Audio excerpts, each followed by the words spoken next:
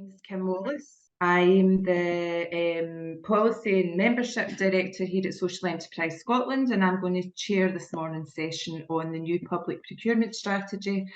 So welcome. It's great to see so many joining this session on a Tuesday for procurement. I feel like we should do a bit of limbering up before we get started. We are going to record this morning's session. I think record's already been hit, so if you don't want to appear on the recording, please do feel free to switch your camera off. And I can ask you if you can also just keep your microphone muted, and that helps to limit any background noise. So the running order for this morning's session is, first up, we're going to hear from Kirsty Lamb from the Procurement and Property Directorate within Scottish Government on the new procurement strategy, and Kirsty will be followed by Claire McLaughlin from CEIS on the support that's available for social enterprises for procurement through the new Just Enterprise contract. Once we've heard from our two speakers, we'll open up for questions and discussions, so please do make sure you have your questions ready. Do make use of the chat function as well today if you want to raise any questions or points. Via that, we'll collate them and try to kind of gather them up in the Q&A discussion later on this morning. So I just also would like to mention that in partnership with SCVO, we have a procurement survey that's out just now, and we're really keen to hear from your experiences around procurement. My colleague's going to share that survey link in the chat, but we'll also send it out with further information after today's session. I think we've got, on the last check, around about 20 responses to the survey, so if we could get you all to fill it in, that would really bring the numbers up, and that would be amazing. So as I say, we'll share that in the chat and again at the end of the session. So without any further ado, I'm going to hand over to our first speaker for this morning. So Kirsty, over to you. Morning, thank you. It's nice to have the opportunity to talk to you all about the strategy for Scotland. I'm just going to grab my slides.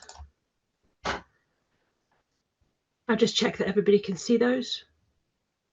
Yeah, you're good. Amazing. Okay. So what happened? The first public procurement strategy for Scotland was published on the 27th of April this year.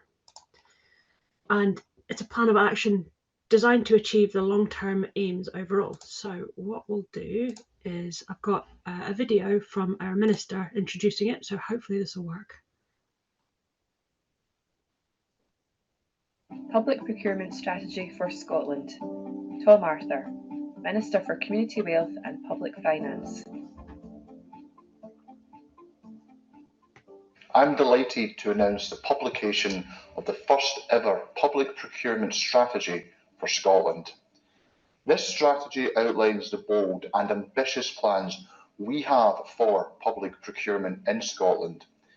It is a vision for a sustainable future, providing a clear way forward that all public sector bodies can align to and deliver against.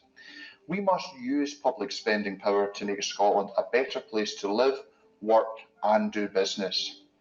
How we procure goods, works and services should promote inclusive economic growth, create fair opportunities for all and accelerate our just transition to a net zero economy. Inspired by the collaborative approach taken to develop this strategy, the aspirations it contains reflects how we can collectively drive public procurement forward in Scotland. To maximise the impact procurement can have, we must empower our procurement community to be bold, ambitious and innovative, working across sectors and boundaries to deliver Scotland's economic growth, now and into the future.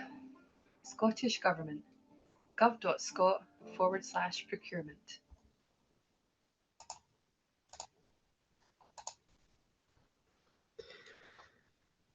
Okay, so the intention behind developing the public procurement strategy was to provide that future high-level vision for Scottish public procurement that Mr. Arthur spoke about there, and also so that we can align all the different public bodies that we have across Scotland so that we're all aiming to achieve the same thing. And it gives that clarity not just for the buying organisations, but for suppliers. likes of yourselves as to what we are looking to aim for and achieve. And there was an ask that it was ambitious and had a vision for the future to provide that clear way forward, allowing organisations from all the different sectors to come together and be able to, irrespective of their size or their capability or where they were on their procurement journey, and they would be able to contribute to the strategy and be part of it. So how we came to develop it in the way it was, we had representatives from all of the different sectors, so local authorities, so Scotland Excel and the councils, universities and colleges and APUC, NHS and the trusts, and core government organisations such as representatives from Scottish Government's policy teams, as well as likes of National Records of Scotland. So we had a big group of people bringing the different perspectives from all the different sectors so that we could make sure that it was appropriate. It could be used and engaged with across all of the different public procurement sectors that we have in Scotland. And it also helped us gain buy-in from the procurement professionals, because these were people that are embedded in their organisations, professionally already known to the buyers in those sectors. And it's helping us now as we embed as well, because it's brought those ideas from everybody that's in those sectors, and they were the sort of conduits for that feedback. So we started by looking at what we did now, what we had planned in public sector. We looked at private sector, we looked at different countries to see what they'd been doing, and we also looked to see what we thought was missing from all of these strategies that we looked at to start with. And from that, we started to pull together what we thought should be included. As the strategy content was developed, we did a number of engagements, partly through open sharing of the drafts. It was something that, as a working group and as the lead for the working group, I was very keen that we did, to make sure that everybody saw what was going on and we could get that continuous feedback as the different drafts were developed, and shaping that content as we moved forward. And that engagement took the form of roundtables, conversations,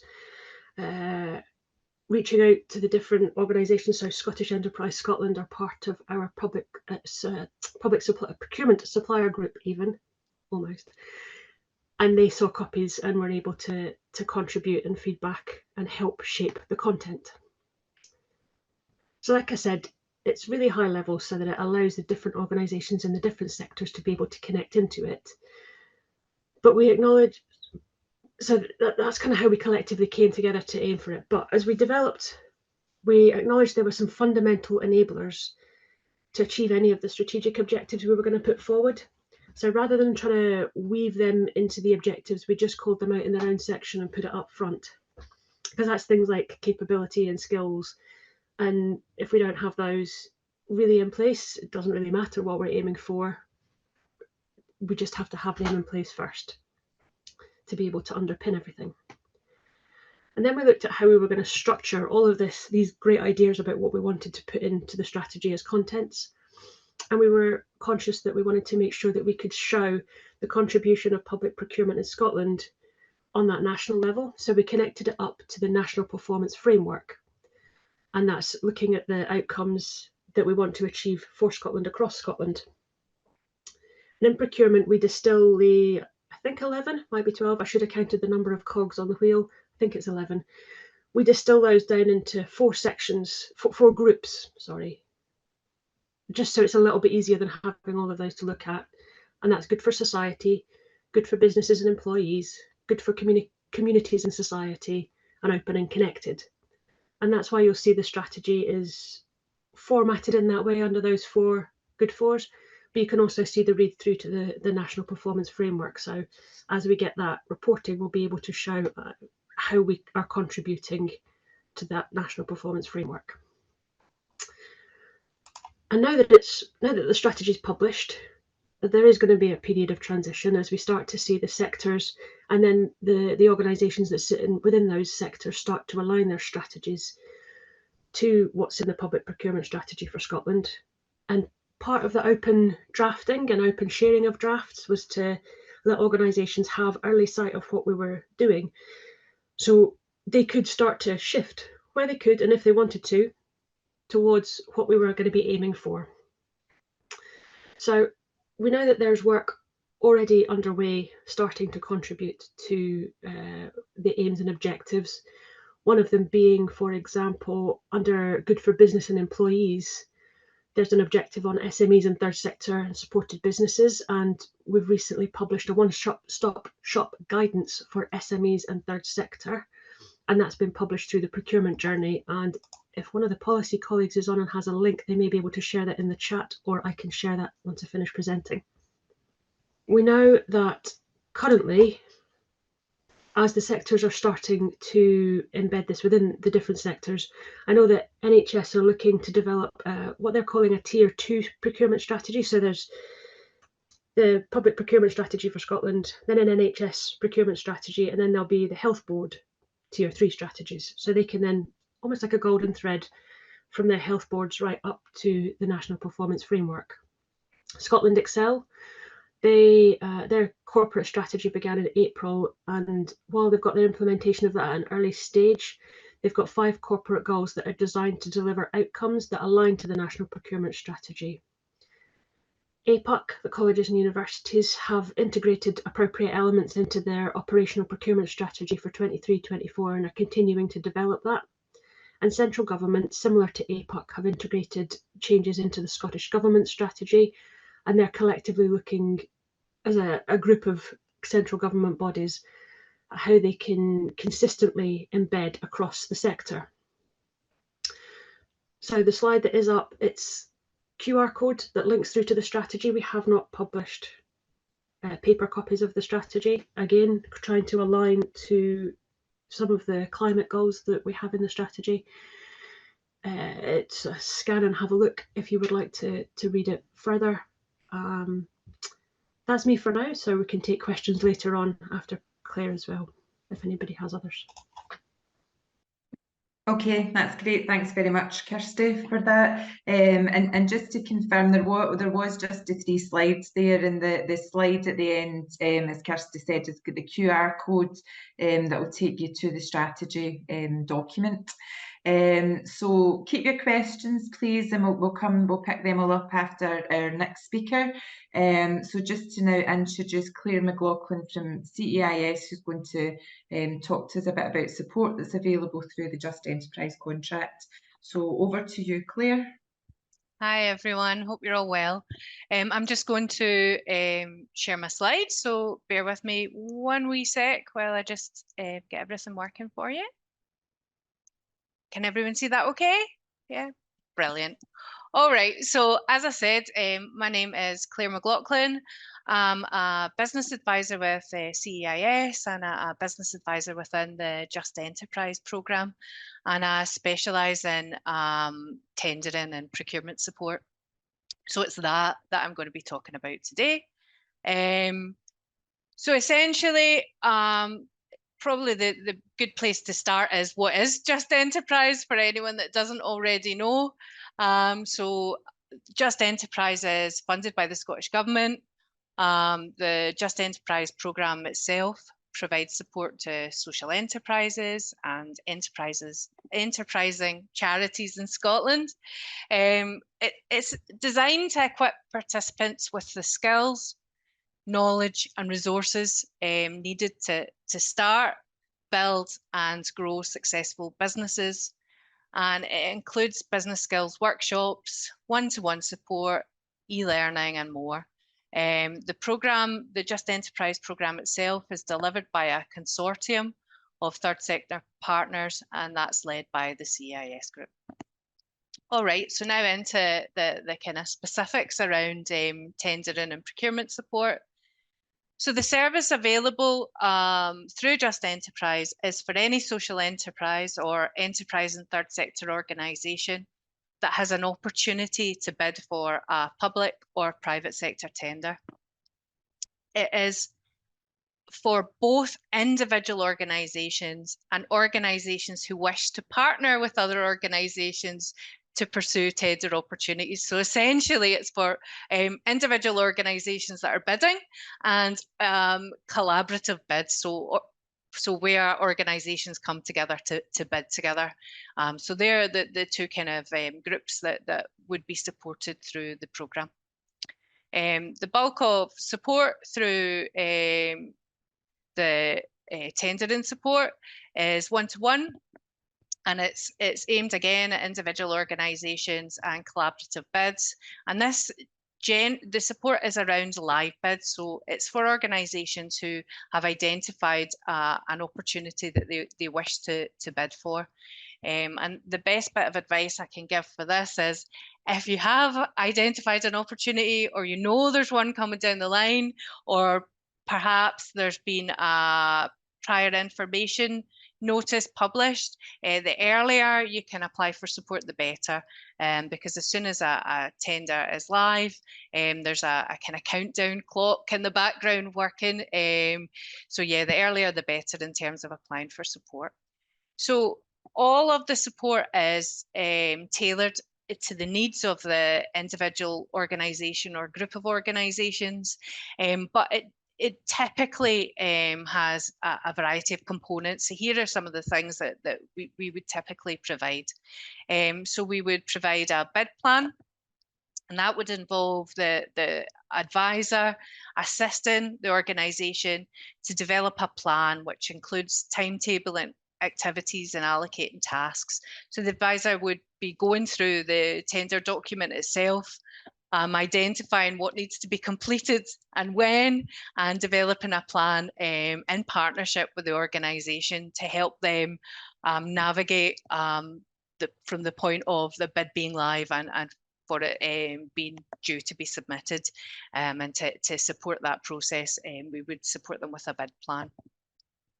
We can also support organisations with PCS, or Public Contract Scotland, for anyone who's not come across it before, and with the sister site PCST. Depending on how the buyer wants the tender itself to be submitted, then we can support organisations navigating either of these sites. We can support them to complete the online, and there's so much jargon in this field, but the online qualification document, and we can help them to upload documents as required and help them complete any technical and commercial envelopes. Sometimes, you know, we'll go out to an office and sit with someone while they do that. It's always nerve-wracking the first time, so we can provide support with that. We can provide support with the qualification part of a tender, and completing what's called the single procurement document, which is standard with tenders. So that would be part of our no bid advice, and we would help organisations understand the requirements that the buyer has set and assess if they've the capacity and capability to pass qualification, and also to help them with the completion of that single procurement document.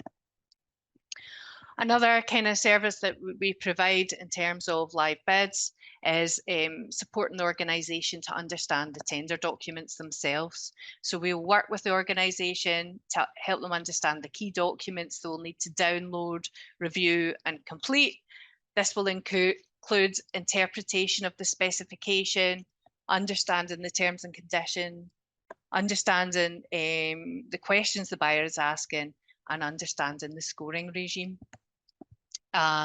So support then with depending on what the organisation itself needs. As I say, all of this is tailored, so it might be that they've bid before and they're quite confident with that, and we don't need to go through it, or it might be a new bidder, and that's an important aspect. Probably the bulk of the work that we would do through the Just Enterprise programme in supporting live bids is the bid review. So typically the business advisor would be encouraging the organisation as the subject matter expert to formulate their response, and the advisor would act as a critical friend. So going through those draft responses and just making comments really as to, you know, maybe in particular sections the question's not been answered fully, or maybe they have not referred to something that's important, and referring them back to how the questions would be scored. So bid reviews are a really important aspect of that one-to-one tendering support. And as I said, it's really, the support is tailored dependent on the individual organisation. These are typical supports that can be delivered, and they would be delivered for individual organisations and where there's collaborative bidding. And that's important to point out, because what I'm going to show you next is where there's specific support around collaborative bids. Okay, so in terms then of tender support that's specific to collaborative bids, we can support organisations that are coming together around a tender opportunity.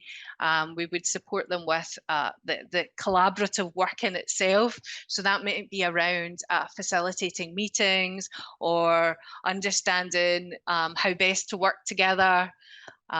So yeah, we can give that kind of support around collaborative working. And again, just like the support I was describing before, it's tailored. So it depends, you know, who it is we're working with and on what their needs are.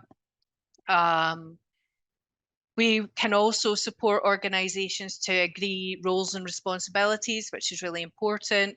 We can support them to decide on the bidding model. It might be that in this collaborative bid, one organisation is going to become the lead partner. So we can walk them through that, dependent on how it is they want to approach bidding, and get them to understand the roles and responsibilities. And then finally, around the specific support for collaborative bids, we can support the organisations that are bidding together to draft a memorandum of understanding and MOU document. And that's really a written agreement. It's not a legal agreement, but it's a written agreement between the partners, which helps really just set out the way in which they're going to work together and going to bid together. So yeah, so that's essentially the support that's available around that collaborative bidding. And that's in addition, you know, so for instance, if it was a collaborative bid, we would be doing that to support the collaboration. And then if the other support was required, you know, bid plans and things, then we would be able to provide that as well. But again, I'm always kind of saying the same things, but they remain true, you know, and this is particularly true with collaborative bids. If you do think you're going to be bidding for a tender opportunity with other organisations, the sooner you can apply for support, the better. There's a lot to be done. There's usually, well, there will be, once the tender's live, there'll be a deadline. So if you do have prior information or prior notice that something's coming out, then the sooner you get the support, the better. It'll make it easier and less stressful for everyone involved. Okay, so that's in terms of tender support specific to collaborative bids. There is other support through the Just Enterprise programme. In particular, there are a raft of learning and resources. What I'd really like to highlight is our in-person training, which is an introduction to tendering. This is an entry-level workshop. It's aimed at third sector organisations with little or no previous knowledge of the public sector tender process. I deliver this training in conjunction with colleague Fraser Miller, and it's a really good kind of one-day training course. It covers where to find opportunities, some of the terminology involved in procurement, how the whole process works, legal considerations, how to get tender ready, looking at how buyers evaluate bids, and covering a lot of kind of top tips for tender submission. It's a really interactive session.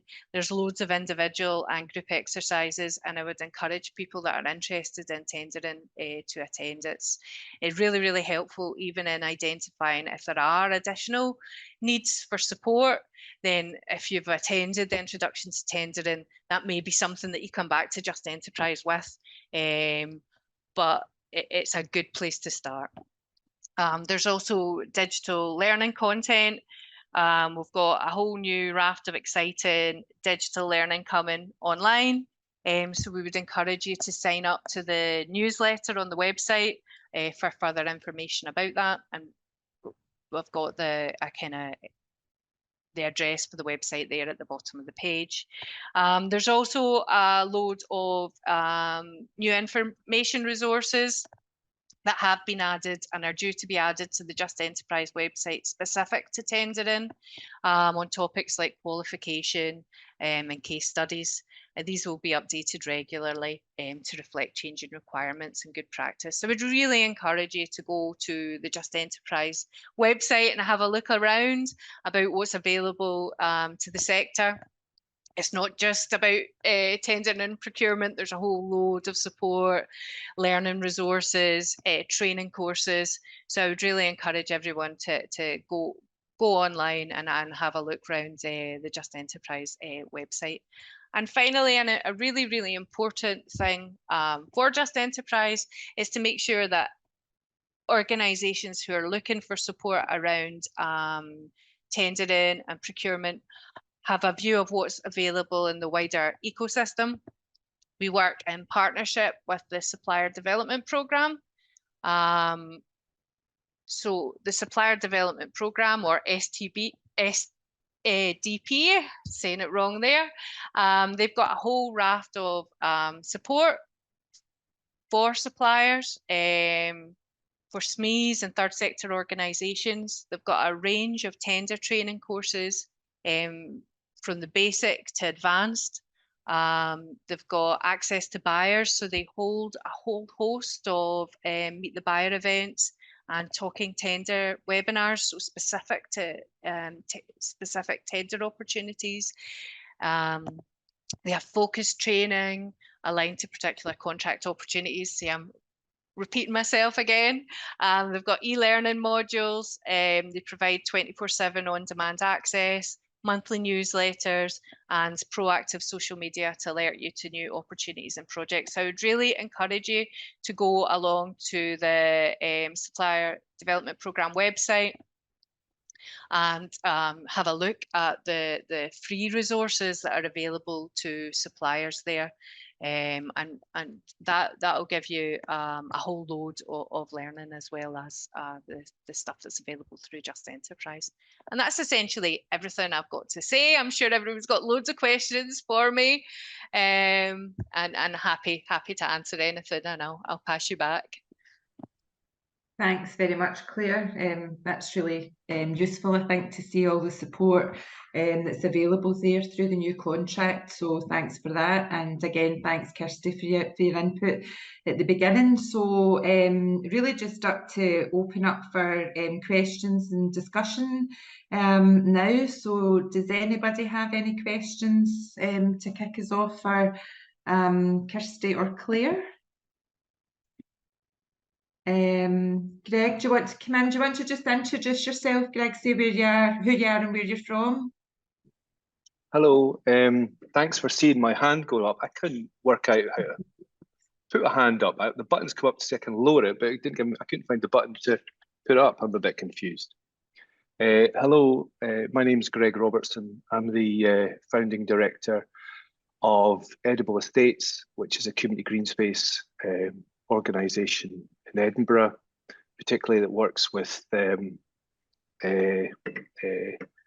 green space and council estates. So always keen to develop new contracts with Edinburgh Council. We do hold a framework, a single supplier framework with the council currently, but we're keen to bid for future ones.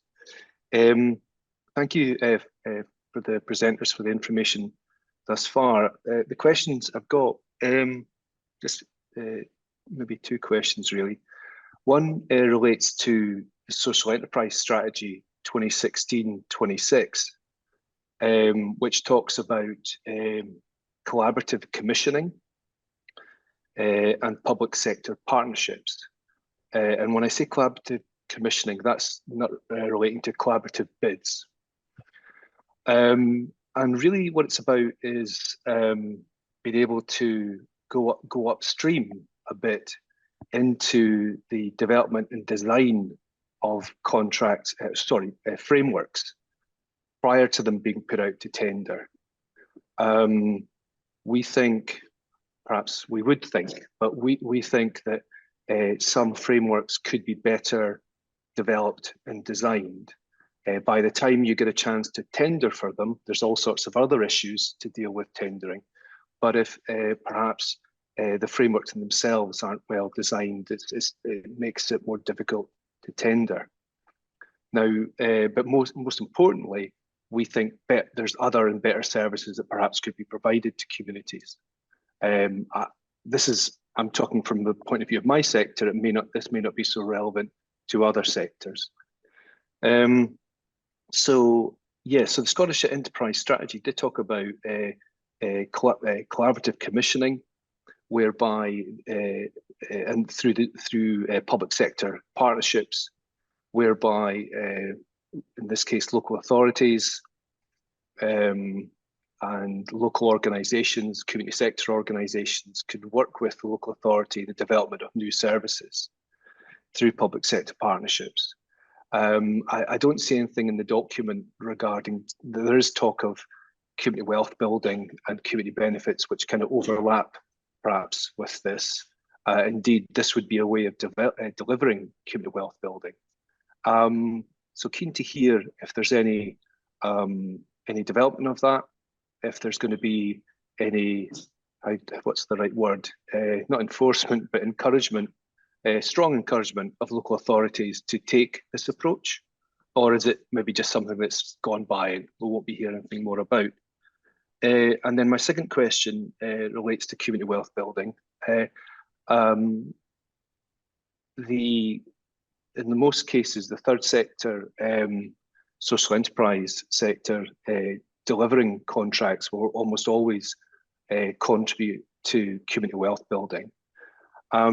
Is there a talk of scoring, adding scoring to the tendering process with regards to community wealth building, such that it is recognised as opposed to a wee kind of side benefit? That's my questions. I don't know who that would be best directed to. Okay, thanks, Greg. Kirsty, will I come to you first? I don't know if you've got if you want to respond to that. And then Claire, I'm thinking maybe yourself, and I don't know, Janice is on the call as well somewhere, that might be able to say a bit about some of the public social partnership working that's happened over the last couple of years. So Kirsty, I'll come to you first. Yeah, sure. So in terms of pushing the local authorities to kind of embed the working that we're looking to embed through the strategy, to make sure that we've got that in place. Like I was saying, the sectors are looking at how they can embed this within their own sectors now. And the PPG, the Public Procurement Group for Scotland, they are the leadership group on the procurement professional side. They own the strategy, and they're also the heads of each of the different sectors. So local authorities being one of them, and they are the ones that are feeding back that this is what they're doing. They're trying to now encourage this into their sectorial strategies, and then once they've got that into their sector, they're going to look at how they can get that into the organisation's strategies as well. So while it's not changing today, there is that move towards that direction to make that happen and to make sure that everything's aligned up and down, and that will give that impetus to be able to give that push to say, actually, this is what the national direction of travel is. This is where you guys need to be aligning to. Yeah, you need to come over here. Does that answer your question in that part, Greg? No. It talks about something that might happen in the future as opposed to something that's happening now, or active steps are towards that, so I would say. Yeah, sorry. So, the active step is that we're making that alignment, we're making that move towards that alignment, and to be able to do that, it's because strategies are generally updated annually. To be able to do that it's going to take a bit of time to be able to get that in place. People are already working to strategies, and while some of these things the sectors are looking at to try and move quicker than being able to update their strategy, because we shouldn't need to have to wait for a strategy to be updated to do things. They are within the sectors to do that themselves, and actually there's a meeting tomorrow of both the PPG and the PSG where there will be information being spoken about as to what they're doing within these sectors and how that's then being delivered, and what steps they're taking actively to start reporting back on this. I don't want to take up everybody's time. So just the feedback, thank you for that. But just to say, collaborative commissioning and public sector partnerships, as far as I can tell, isn't mentioned in the document that you've put out. The best there is community wealth building. And just to kind of give a bit of local feedback, in terms of getting a better understanding of what sort of frameworks will come up in the future in Edinburgh, we requested of the senior officer what frameworks are currently in place for provision of services by the council with regards to its housing land. And he said we would need to submit a freedom of information request just to be told what frameworks currently exist. So that's not very transparent. I mean, we weren't asking for details of what value the contracts were, what's being paid, etc., just to know the names of the frameworks. So I think that's relevant, but I'll stop there. Thank you. Thanks, Greg. Claire or Janice, I don't know if you want to come in. I know that there has been some work in the last few years around PSP, particularly one in Glasgow. Don't know, Claire or Janice, if you want to come in on that. Yeah, so there has been work done in the past to support public social partnerships, and Janice might know a bit more specifics about it, but that isn't currently support that's available through the Just Enterprise programme.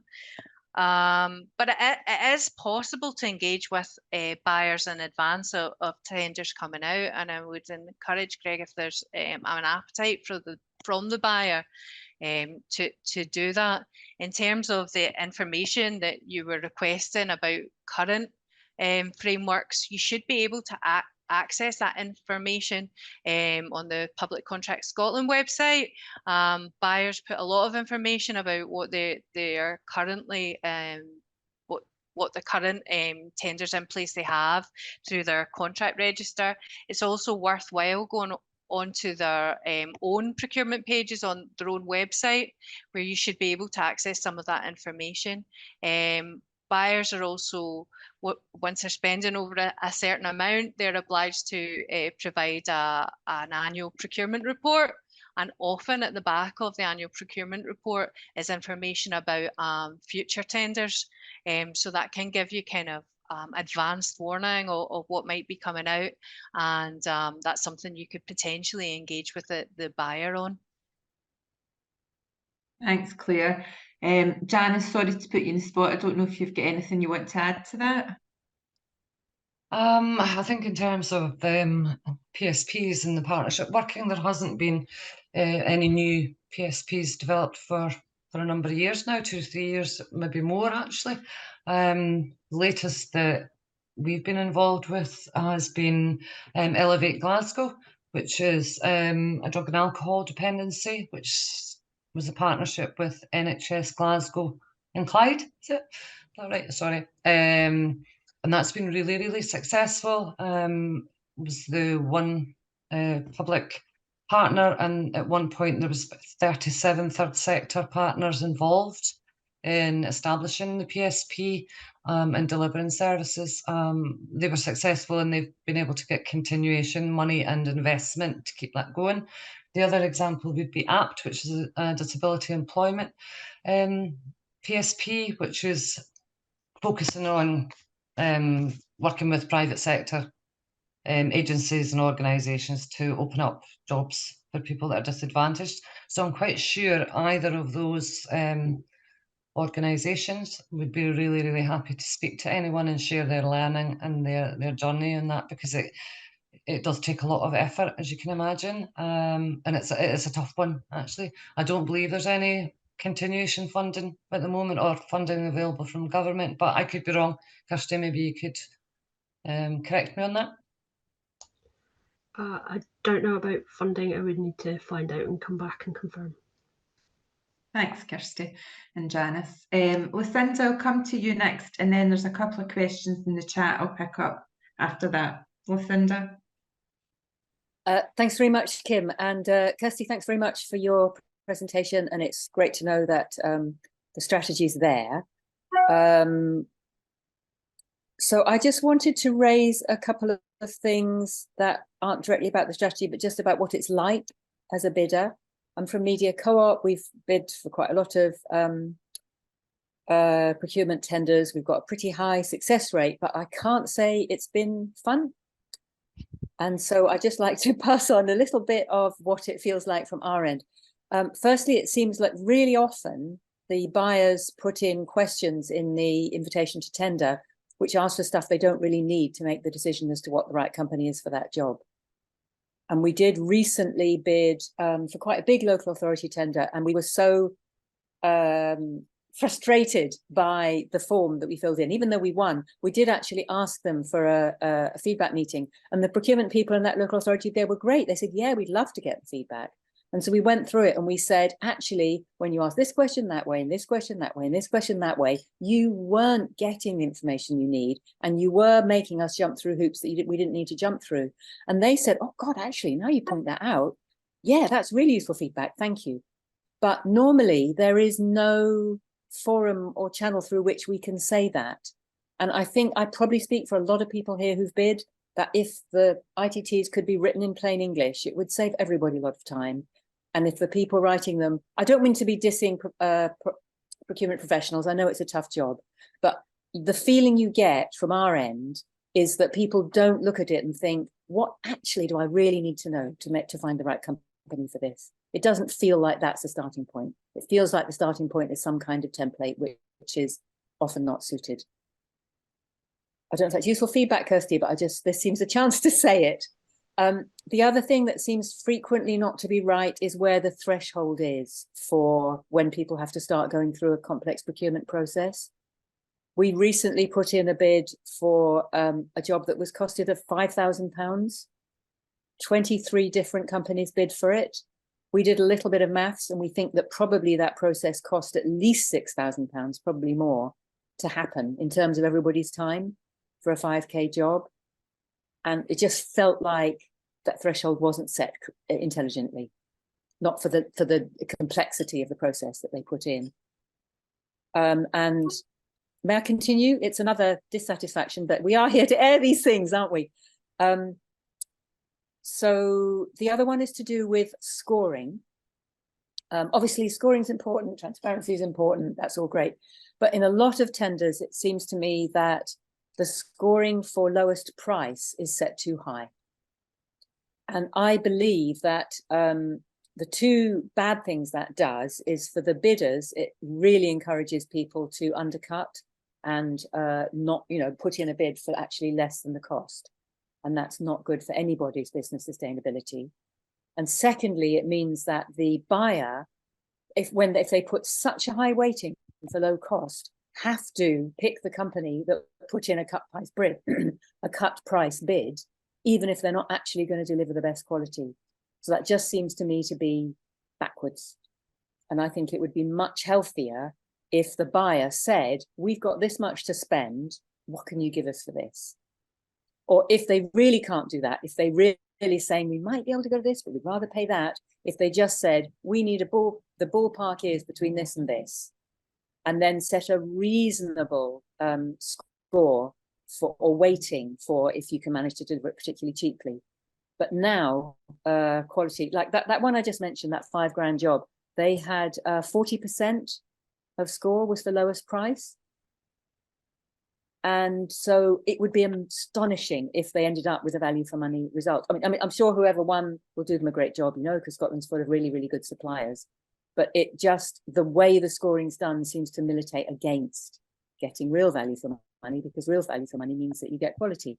Quality meaning all of the things listed in the strategy to do with building a better economy in Scotland. I know I've been ranting on for quite a while. I do have one more point to make about a separate thing. So could you respond to those ones, and then Kim could maybe call me back later because I've got another point. She knows what it is. I sent all these questions in advance. Thanks, Lucinda. Kirsty, did you want to come back on that? And Lucinda, we are gathering all of this intelligence as well, so it's all useful information for us to be capturing. So thanks, Kirsty. Yeah, no, it's always really helpful to hear feedback. Let's put it that way. Feedback of experiences, lived experiences that you guys and other SMEs in third sector or supported business experience. So one of the other things my team is working on at the moment is an SME, third sector and supported business action plan to try and address some of the things that maybe aren't quite as well done as we would like. And working through some of the impact assessments, and we've got a meeting with Janice and from CEIS next week. It's next week, to try and feed back into that. So any sorts of feedback like this is really helpful. So what I'll do, Lucinda, if that's okay, I will incorporate this into part of that impact assessment and part of the shaping of that action plan, if that's okay. Perfect. Okay, I'm just going to, there's a couple of questions in the chat, one from Lauren Milligan. Just, I guess this is to Claire, but maybe it was picked up in your last slide, Claire, just the difference between the supplier development programme and the, I guess, the Just Enterprise support that's available. Yeah, okay, so so the supplier development programme is aimed at SMEs and third sector organisations as well. So it's got a wider target. And in terms of Just Enterprise programme, then that's really aimed at social enterprises and enterprise and third sector organisations. The supplier development programme doesn't provide support with live bids. So that's something that's provided within the Just Enterprise programme. So the stuff that I talked about in detail, that is very specific to Just Enterprise. Although I'm always wary about talking too much about another organisation's support, because it does change. But as far as I'm aware, the live bid support's just available through Just Enterprise. Thanks, Claire. And another question from Eat, Sleep, Ride, I think. Is it maybe Danny on the call this morning?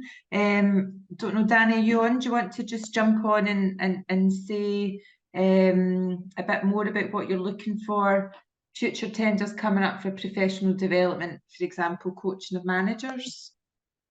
Hiya. Yeah, so obviously our service isn't, you know, kind of what I'd call like, you know, a practical service. We're not building things or providing support in that way. But what we do is professional development, coaching, team building. We'd be partnered with an American company. So we recently put in our first bid to CEPA. We're still waiting on the results back for that, but it's just to try and find out if there is actually a kind of market for people wanting coaching out there. Because when we went to the event in Edinburgh last year, there were so many people that just didn't really want to engage with us when we tried to speak to them. It was really difficult. So yeah, it's just if anybody kind of knows if that's something that is going to be coming up. Okay, thank you.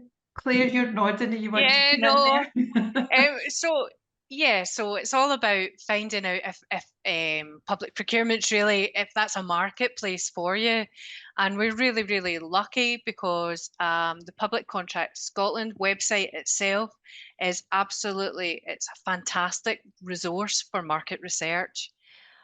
So it allows you the functionality of searching on past current and future tender opportunities in the form of prior information notices. So you can search geographically, search by the specific type of service that you're looking to provide, and you're able to build up a picture of what opportunities maybe have gone out before, that are current, and that may be coming down the line. So it's a great source of market information that can help you kind of decide whether it's the right place to be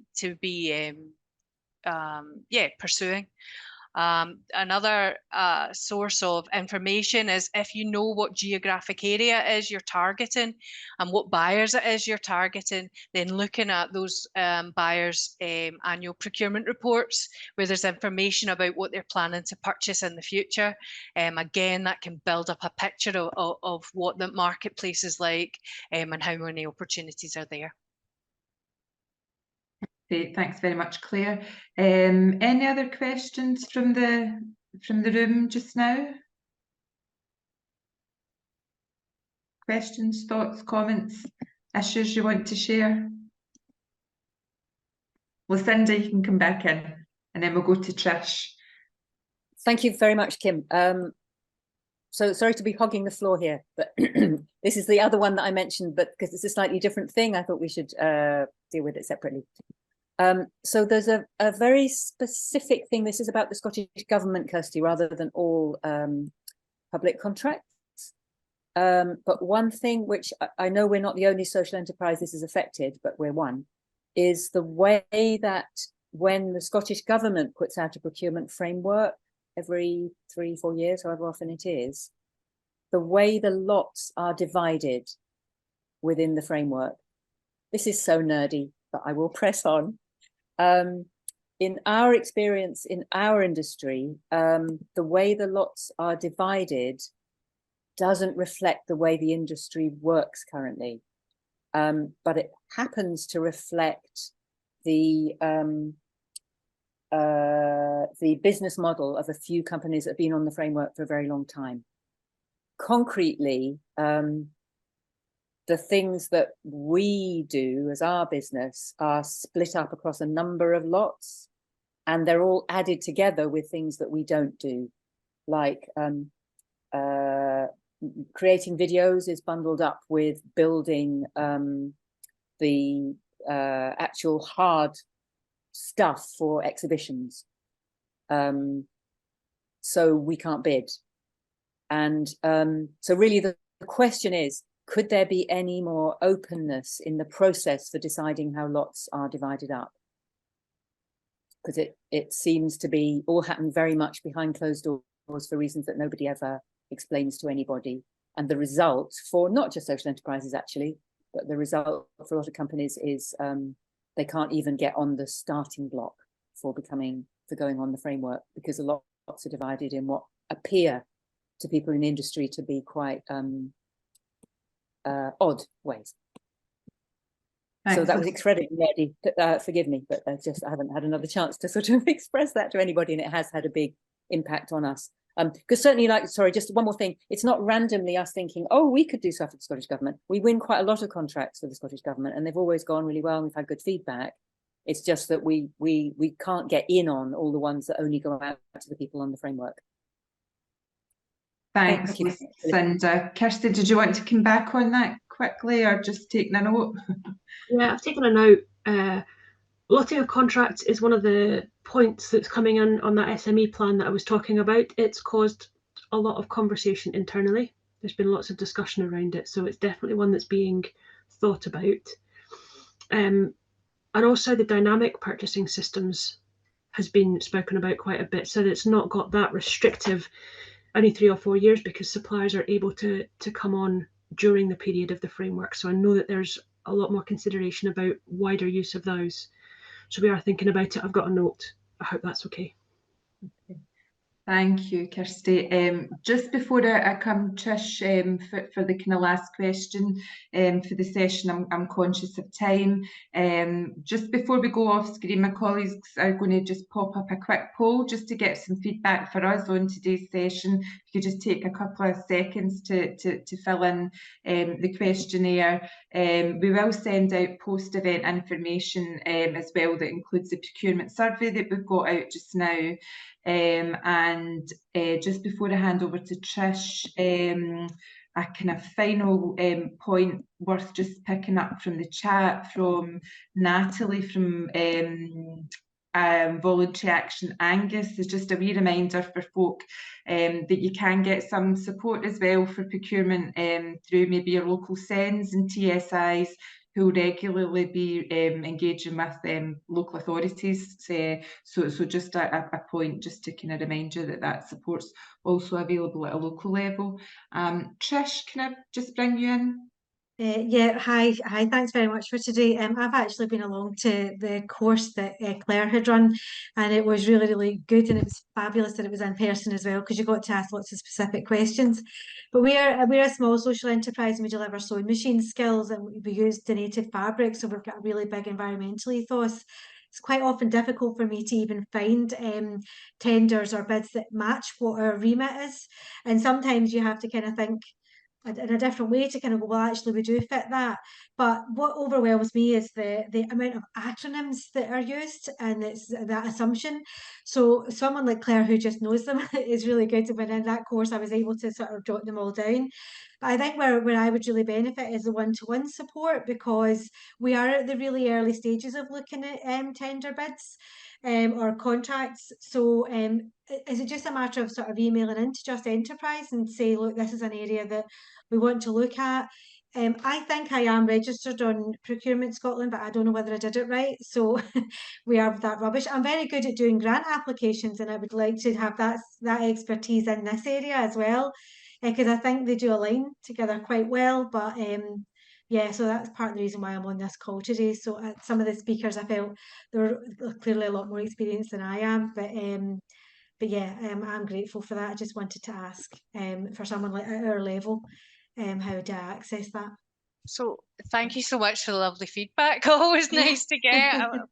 But yeah, so you go onto the Just Enterprise website itself and can submit an inquiry for one-to-one support. You'll then, once you've done that, you'll be phoned by an advisor who work with you to understand exactly what it is you're looking for. So that, and then, you know, if it's eligible, etc., then we would be able to